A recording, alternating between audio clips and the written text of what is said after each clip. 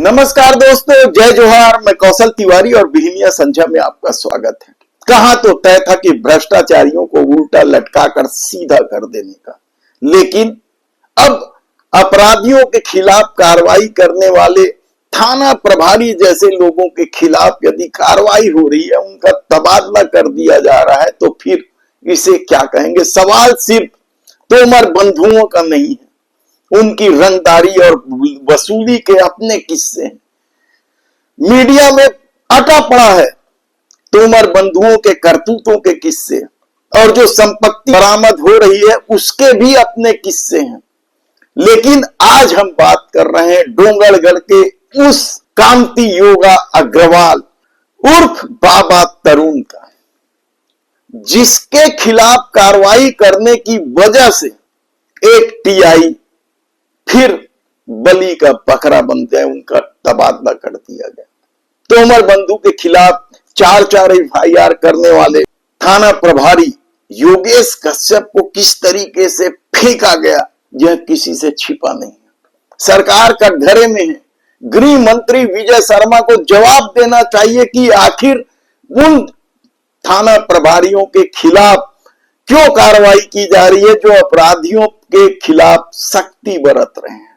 लेकिन आज हम उस टीआई की बात कर रहे हैं, जितेंद्र वर्मा का। इन्होंने ही डोंगरगढ़ के उस कथित बाबा, फर्जी बाबा कहा जाए तो गलत नहीं होगा, शर्म नहीं आती इन लोगों को कि हिंदू होके हिंदू धर्म का अपमान करने से पीछे नहीं होते। ऐसे तरुण बाबा कांति योगा अग्रवाल के खिलाफ जब कार्रवाई हुई, उसके आश्रम में छापेमारी की कार्रवाई की गई, तो ऐसी ऐसी चीजें बरामद हुई जिसका जिक्र करने में भी हमें शर्म आए। यानी 2 किलो गांजा, ये तो हम बता देते हैं, लेकिन सेक्स से संबंधित जो सामग्रियां बरामद हुई है वह हैरान कर देने वाला है कि किसी धार्मिक व्यक्ति के आश्रम में इस तरह की सामग्री कैसे बरामद हो सकती है। इसके अलावा उसके विदेशी कॉन्टेक्ट को लेकर भी कई तरह की जांच चल रही है। मनी लॉन्ड्रिंग का भी मामला बनता है। विदेशों के एजेंट थे क्या बाबा तरुण?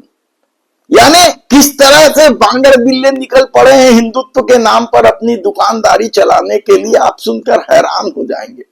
और यह कांति योगा अग्रवाल एक समय में गोवा में बार टेंडर की नौकरी करता था, और बार टेंडर की नौकरी करते करते जब हिंदुत्व की लहर चढ़ने लगी तो इसने गोवा के परनेम बीच में एक रिसोर्ट जैसा आश्रम तैयार किया, और जब धंधा चल निकला तो वह 2020-21 में डोंगरगढ़ आ जाता है, जहां वह 6 करोड़ रुपए में 42 एकड़ जमीन खरीदता है।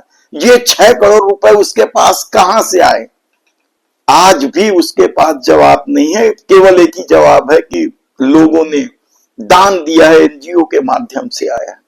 लेकिन जो विदेशी करेंसी से लेकर विदेशी पहुंच को लेकर जो इनके खिलाफ जांच चल रही है, इतना गंभीर मामला है। क्या यह जासूसी कर रहा था इस देश के खिलाफ? यह भी बड़ा सवाल है। और ऐसे व्यक्ति पर कार्रवाई करने वाले जितेंद्र वर्मा जैसे थाना प्रभारी का तबादला कर दिया जाए तो आप समझिए कि सत्ता धर्म के नाम पर किस तरीके से अंधत्व फैला रही है। इस बाबा ने 100 देशों की यात्रा की है, जिसमें ज्यादातर यात्रा यूरोप की है। और आप सुनकर हैरान हो जाएंगे कि प्रदेश में क्या चल रहा है। विजय शर्मा किस तरीके से रमन सिंह को नीचा दिखाने की कोशिश कर रहे हैं, कहा जाए तो गलत नहीं होगा। रमन सिंह यानी छत्तीसगढ़ विधानसभा के अध्यक्ष, संवैधानिक पद है, 15 साल मुख्यमंत्री रहे हैं। अच्छे अच्छे नेता उनके सामने आज भी खड़े होने की हिम्मत नहीं करते हैं। ऐसे रमन सिंह ने जब बोरतलाब थाना प्रभारी उपेंद्र शाह को हटाने के लिए चिट्ठी लिखी थी सरकार को। आप सोचिए कि रमन सिंह को चिट्ठी लिखना पड़ रहा है, जबकि फोन में काम हो जाना था।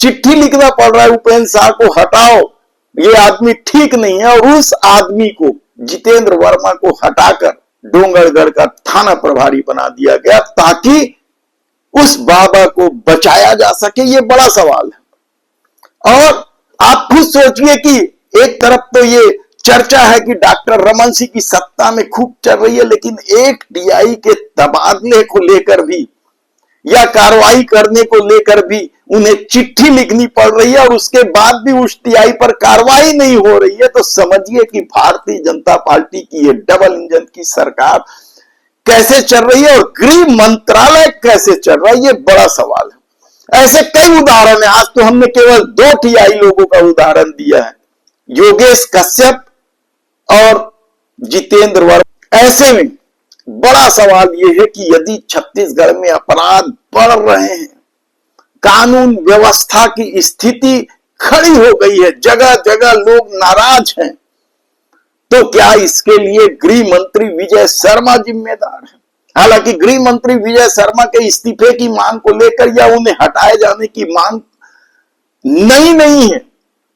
याद कीजिए आप किस तरीके से बलौदा बाजार हिंसा के बाद विजय शर्मा की भूमिका को लेकर सवाल उठे थे। उसके बाद उनके खुद गृह क्षेत्र लोहारीडीह में जो आतंक था भारतीय जनता पार्टी के नेता का, उस आतंक के खिलाफ गांव वाले जब खड़े हुए थे और निर्दोष लोगों को दोनों जगह, चाहे बलौदा बाजार हिंसा कांड हो या लोहारीडीह कांड, पुलिस की जांच में स्पष्ट हो गया कि निर्दोष लोगों को पुलिस ने जबरिया जेल में डाल दिया था।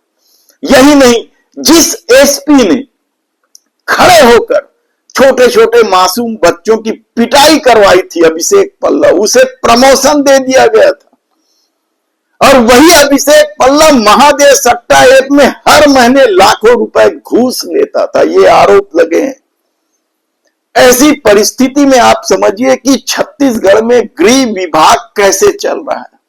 क्या सिर्फ सांप्रदायिक राजनीति के भरोसे सत्ता हासिल कर लेने के बाद डबल इंजन की सरकार ने तय कर लिया है कि अब छत्तीसगढ़ में केवल सांप्रदायिकता के लहर के आश्रय चुनाव जब जीता जा सकता है, तो फिर काम क्यों किया जाए?